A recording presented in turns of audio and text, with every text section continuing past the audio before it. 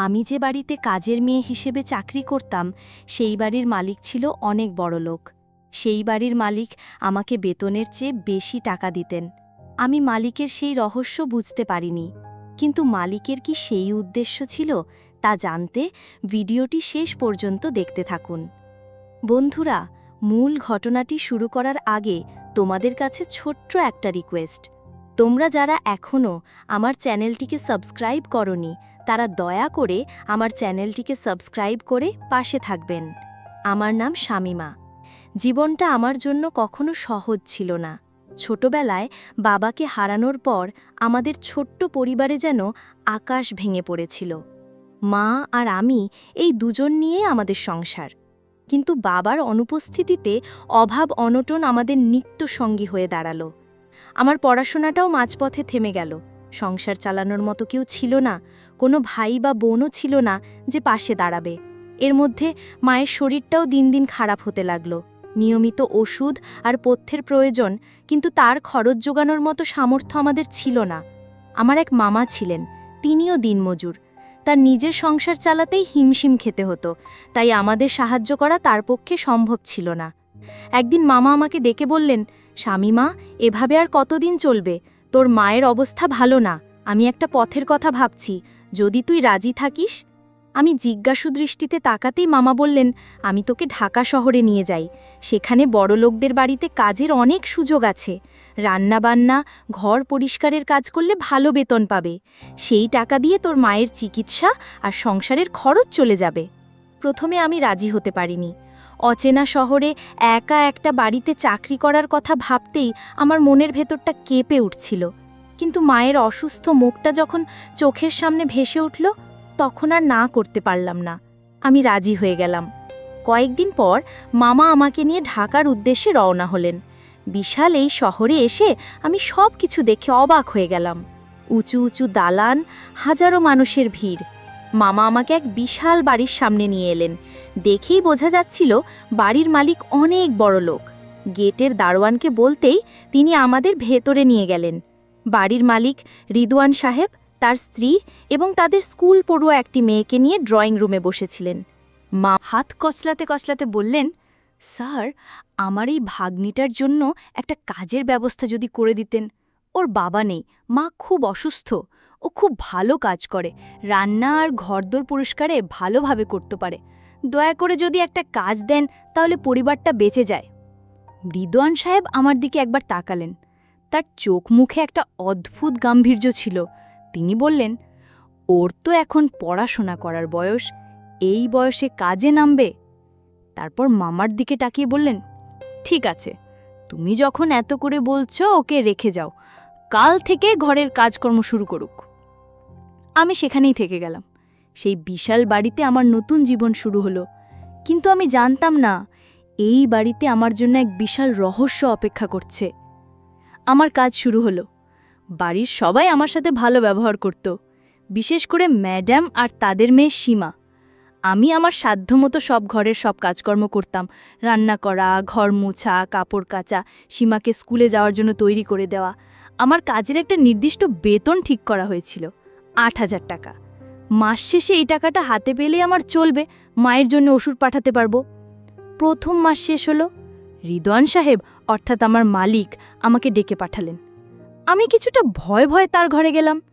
তিনি একটা খাম আমার হাতে দিয়ে বললেন, শামিমা, এই নাও তোমার এই মাসের বেতন। আমি খামটা হাতে নিয়ে ধন্যবাদ জানিয়ে নিজের ঘরে চলে এলাম। দরজা বন্ধ করে খামটা খুলতেই আমার চোখ কপালে উঠল। ভেতরে টাকার বান্ডিল। আমি গুনে দেখলাম সেখানে ১৩,০০০ টাকা আছে। আমার বেতন তো ৮,০০০, তাহলে অতিরিক্ত ৫,০০০ টাকা কেন? আমি দ্বিধায় পড়ে গেলাম। মালিক কি ভুল করে বেশি টাকা দিয়ে দিলেন, নাকি এর পেছনে অন্য কোনো কারণ আছে? ভয় আর সংকোচ নিয়ে আমি আবার মালিকের ঘরের দরজায় গিয়ে দাঁড়ালাম। স্যার, আসতে পারি? হ্যাঁ, এসো। কিছু বলবে? আমি কাঁপা কাঁপা হাতে খামটা এগিয়ে দিয়ে বললাম, স্যার, আপনি হয়তো ভুল করে আমাকে বেশি টাকা দিয়েছেন। আমার বেতন তো ৮,০০০ টাকা, কিন্তু এখানে ১৩,০০০ টাকা আছে। তিনি আমার দিকে তাকিয়ে হালকা হাসলেন। সেই হাসিটা আমার কাছে খুব রহস্যময় মনে হলো। তিনি বললেন, আমি কোনো ভুল করিনি শামিমা। আমি জেনে শুনেই তোমাকে এই টাকাটা দিয়েছি। আমি অবাক হয়ে বললাম, কিন্তু কেন স্যার? আমার বেতনের চেয়ে এতগুলো টাকা বেশি কেন? তিনি বললেন, আমি শুনেছি তোমার মা খুব অসুস্থ, তার চিকিৎসার জন্য টাকার প্রয়োজন। এই অতিরিক্ত টাকাটা তার জন্য, যাতে তিনি ভালো কিছু খেতে পারেন, ভালো ডাক্তার দেখাতে পারেন। মালিকের এই উত্তরে আমার মন শান্ত হওয়ার বদলে আরও বেশি অশান্ত হয়ে উঠল। একজন অচেনা মানুষ, যার বাড়িতে আমি মাত্র 1 মাস ধরে চাকরি করছি, সে কেন আমার মায়ের জন্য এত চিন্তা করবে? তারা তো দয়া দেখানোর কারণ কি? আমার মনে নানা রকম সন্দেহ দানা বাঁধতে শুরু করল। সমাজে একা মেয়েদের নিয়ে নানা রকম খারাপ কথা শুনেছি। আমার ভয় হতে লাগল। মালিকের এই দয়ার পেছনে কি অন্য কোনো উদ্দেশ্য লুকিয়ে আছে? আমি টাকাটা নিলাম, কিন্তু আমার মনটা সারাক্ষণ অজানা আশঙ্কায় ভারাক্রান্ত হয়ে রইল। পরের মাসেও একই ঘটনা ঘটল। তিনি আমাকে আবার বেতনের সাথে অতিরিক্ত 5,000 টাকা দিলেন। আমি নিতে না চাইলেও তিনি জোর করে টাকাটা দিয়ে দিলেন। আমি মালিকের এই রহস্য বুঝতে পারছিলাম না। তার এই অতিরিক্ত উদারতা আমাকে শান্তি দেওয়ার বদলে এক ধরনের ভয়ের মধ্যে ডুবিয়ে রাখছিল। দিন যত যাচ্ছিল, মালিকের অদ্ভুত রহস্য আমার কাছে আরও বেশি রহস্যময় হয়ে উঠছিল। তিনি মাঝে মাঝেই আমার ঘরের কাজের প্রশংসা করতেন। একদিন আমি কফি বানিয়ে নিয়ে গেলে তিনি বললেন, শামিমা, তুমি সত্যিই খুব ভালো কফি বানাও, তোমার হাতের রান্নাও খুব চমৎকার। তার এই প্রশংসা আমার কানে অন্যভাবে বাজত।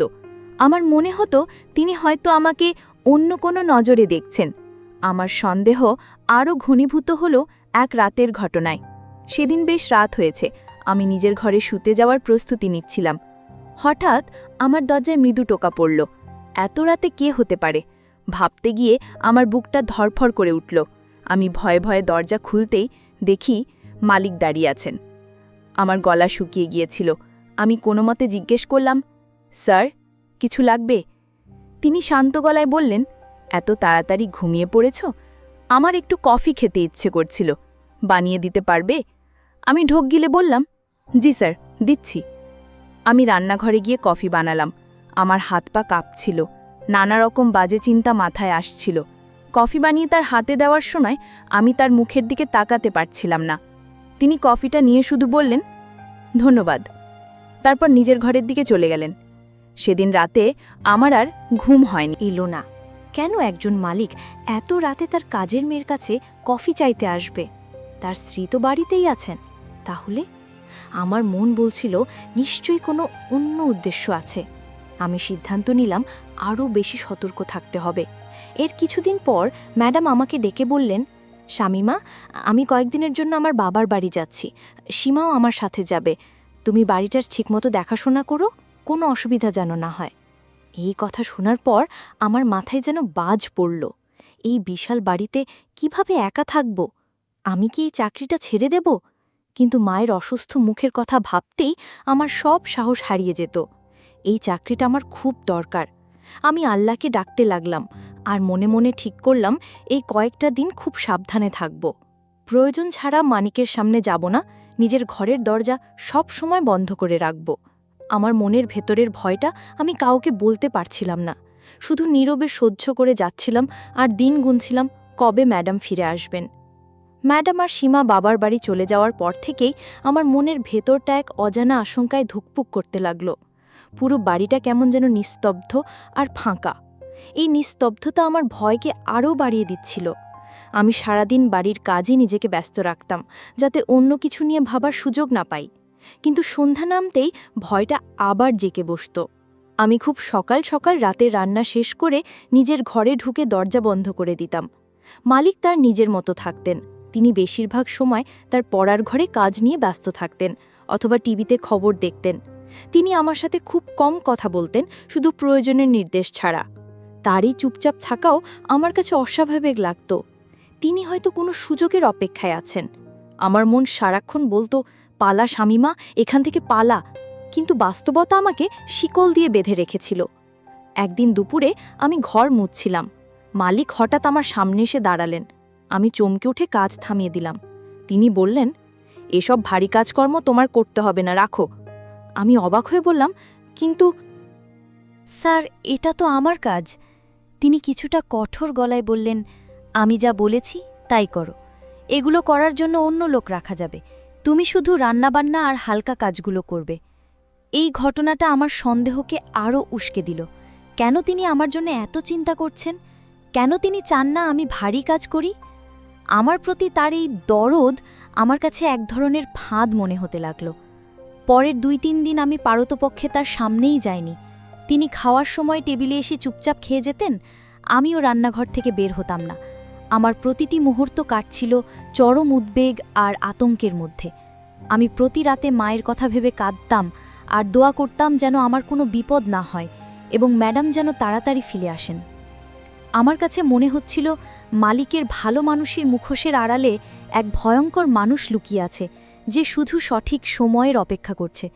আমি তার সেই অতিরিক্ত টাকা দেওয়ার কারণ কি? কিন্তু ভয়ে কিছুই জিজ্ঞেস করতে পারছিলাম না।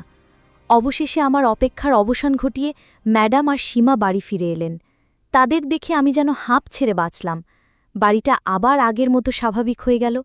আমার মন থেকে ভয়ের কালো মেঘটা কিছুটা সরে গেলেও মালিককে নিয়ে আমার মনের ভেতরের সন্দেহটা পুরোপুরি কাটেনি। মাস শেষে আবার বেতন দেওয়ার দিন এলো। এবারও মালিক আমাকে বেতনের সাথে অতিরিক্ত 5,000 টাকা দিলেন। আমি আর সহ্য করতে পারলাম না। আমার জমানো সব ভয়, ক্ষোভ আর দ্বিধা যেন একসাথে বেরিয়ে আসতে চাইল। আমি খামটা হাতে নিয়ে তার সামনে দাঁড়িয়ে বললাম, স্যার, আমি আর এই অতিরিক্ত টাকা নিতে পারবো না। দয়া করে আমাকে বলবেন, আপনি কেন প্রতি মাসে আমাকে এই টাকাটা দেন? আপনার আসল উদ্দেশ্যটা কি? আমার গলার স্বরে হয়তো কান্না মেশানো আকুতি ছিল। মালিক আমার দিকে কিছুক্ষণ স্থির দৃষ্টিতে তাকিয়ে থাকলেন। তার মুখটা হঠাৎ করেই কেমন যেন বিষণ্ণ হয়ে গেল। তিনি একটা দীর্ঘশ্বাস ফেলে বললেন, বসো শামিমা। আমি তার সামনের চেয়ারে বসলাম। তিনি বলতে শুরু করলেন, আমি বুঝতে পারছি আমার কথাবার্তায় হয়তো তুমি ভয় পেয়েছ বা আমাকে ভুল বুঝেছ। তোমার কোনো দোষ নেই, দোষটা আমারই। আমি তোমাকে আগে সবটা খুলে বলিনি। তিনি কিছুক্ষণ চুপ থেকে আবার বললেন, আমার মা নেই শামিমা। আমি যখন খুব ছোট তখন তিনি মারা যান। আমি বুঝতেও পারিনি মায়ের স্নেহ কী জিনিস। আমার এক ছোট বোন ছিল, নাম ছিল তার রূপা। ঠিক তোমার মতোই চঞ্চল আর মায়াবতী ছিল সে। এইটুকু বলে তিনি থামলেন। তার চোখ দুটো ছলছল করছিল। তিনি গলা পরিষ্কার করে আবার বললেন, আমাদের অবস্থাও একসময় খুব খারাপ ছিল। বাবার একা আয়ে সংসার চলত না। আমার বোনটার টাইফয়েড হয়েছিল। টাকার অভাবে আমরা তার ভালো চিকিৎসা করাতে পারিনি। বিনা চিকিৎসায় আমার চোখের সামনে বোনটা মারা যায়। সেও তোমার বয়সেই ছিল। মালিকের কথাগুলো শুনে আমার মনের ভেতরটা মোচড় দিয়ে উঠল। তিনি আমার দিকে তাকিয়ে বললেন, যেদিন তুমি তোমার মামার সাথে এই বাড়িতে এলে, তোমাকে দেখে আমার মুহূর্তের জন্য রূপার কথা মনে পড়ে গিয়েছিল। তোমার অসহায় মুখ, তোমার পরিস্থিতি সবকিছু আমাকে আমার অতীত মনে করিয়ে দিয়েছে। আমি আমার বোনকে বাঁচাতে পারিনি, কিন্তু আমি চেয়েছিলাম তোমাকে সাহায্য করতে। আমি যখন শুনলাম তোমার মা অসুস্থ, আমার মনে হলো আমি যদি আমার বোনের জন্য কিছু করতে পারতাম। তাই আমি তোমাকে প্রতি মাসে অতিরিক্ত টাকাটা দিতাম, যাতে টাকার অভাবে তোমার মায়ের চিকিৎসা বন্ধ না হয়ে যায়। তিনি বলে চললেন, আমি তোমাকে নিচের ছোট বোনের মতোই দেখি শামিমা। আমার অন্য কোনো উদ্দেশ্য ছিল না। বিশ্বাস করো, আমি তোমাকে ভারী কাজ করতে বারণ করি, কারণ আমি চাই না আমার বোনের মতো দেখতে একটা মেয়ের কষ্ট হোক। রাতে কফি যাইতে গিয়েছিলাম কারণ সেদিন আমার বোনের মৃত্যুবার্ষিকী ছিল। আমার ঘুম আসছিল না। আমি তোমাকে ভয় দেখাতে চাইনি।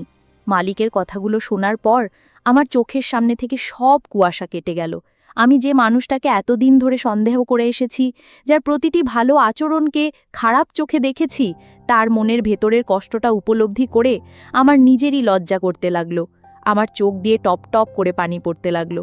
আমি বুঝতে পারলাম আমি কত বড় ভুল করতে যাচ্ছিলাম। মালিকের রহস্য খারাপ ছিল না, বরং তার উদ্দেশ্যে ছিল মহান। তিনি তার হারানো বোনের ছায়া আমার মধ্যে খুঁজে পেয়েছিলেন এবং ভাইয়ের মতো আমার পাশে দাঁড়াতে চেয়েছিলেন।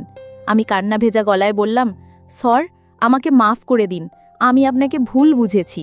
তিনি মৃদু হেসে বললেন, আরে না, এতে তোমার কোনো দোষ নেই। আমি তোমাকে সবটা খুলে বলিনি। আজ থেকে আমাকে আর স্যার বলবে না, ভাইয়া বলে ডাকবে। সেদিন থেকে আমার জীবনটা সত্যিই বদলে গেল। রিদওয়ান সাহেবকে ভাইয়া বলে ডাকা শুরু করলাম। তার পরিবারের একজন হয়ে উঠলাম। আমার মন থেকে সব ভয়, সব সন্দেহ দূর হয়ে গিয়েছিল। আমি বুঝতে পেরেছিলাম পৃথিবীর সব মানুষ খারাপ নয়। কিছু মানুষ তাদের নিঃস্বার্থ ভালোবাসা আর শ্রদ্ধা দিয়ে পৃথিবীকে সুন্দর করে রাখে। আমি আমার মালিককে ভুল বুঝেছিলাম, কিন্তু আজ আমি জানি তিনি সত্যিই একজন ভালো মানুষ, যিনি আমাকে নিজের আপন বোনের দেখেই। বন্ধুরা, আজকের গল্পটি কেমন লাগলো তা অবশ্যই কমেন্ট করে জানাতে ভুলবেন না। আর এই রকম নতুন নতুন গল্প পেতে আমাদের চ্যানেলটিকে সাবস্ক্রাইব করে পাশে থাকবেন। ধন্যবাদ।